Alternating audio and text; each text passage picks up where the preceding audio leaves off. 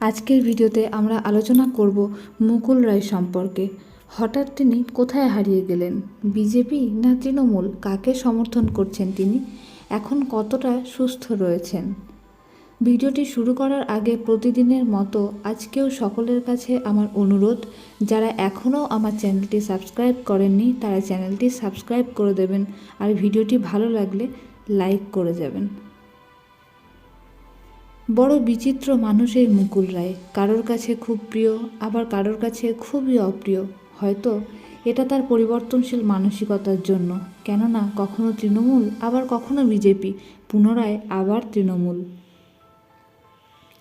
প্রতিনিয়ত রাজনৈতিক পতাকা পরিবর্তন করে গেছেন তিনি, নিজের স্বার্থেই হোক অথবা ক্ষমতা লাভের জন্যই হোক, আবার হয়তোবা মানুষের সেবার জন্য।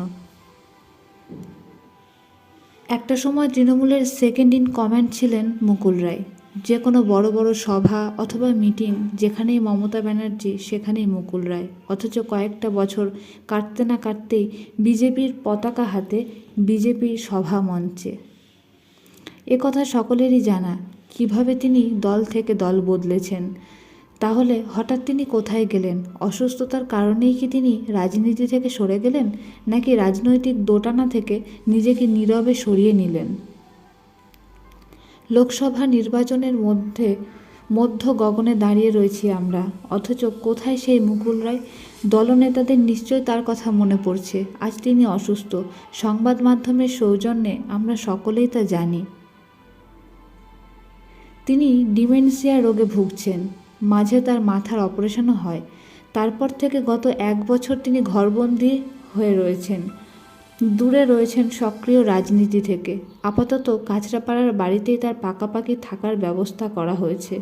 তিনি সেখানেই 24 ঘন্টা ঘরবন্দি হয়ে দিন কাটাচ্ছেন। সূত্রের পাওয়া শেষ খবরে জানা যায় তিনি দিল্লি গেছেন বিজেপি নেতাদের সঙ্গে দেখা করতে। তবে কলকাতায় ফিরে জানান তার সঙ্গে তাদের কারোরই দেখা হয়নি।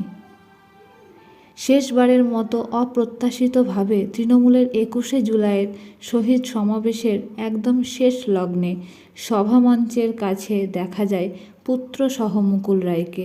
তবে কি বিজেপি ছেড়ে পুনরায় আবার তিনি তৃণমূলে ফিরেছেন? এরকমই প্রশ্ন সাড়া ফেলেছিল আম জনতার মনে। তারপর থেকে তার আর কোনো রাজনৈতিক সভা বা সমিতিতে আর দেখা যায়নি। বর্তমানে তিনি অসুস্থ, ঘরবন্দি জীবনটাই তার কাছে এখন নতুন ঠিকানা হয়ে গেছে।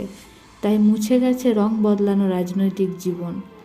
আবারও প্রমাণ হয়ে গেল মানুষ চিরকাল স্বেচ্ছায় জীবন কাটাতে পারে না। যদি পারত তাহলে রোগ শোক বলে কিছু হতো না। মাইকেল জ্যাকসনকেও জীবনের কাছে হার স্বীকার করতে হয়েছিল, আর এখন মুকুল রায়কেও তাই।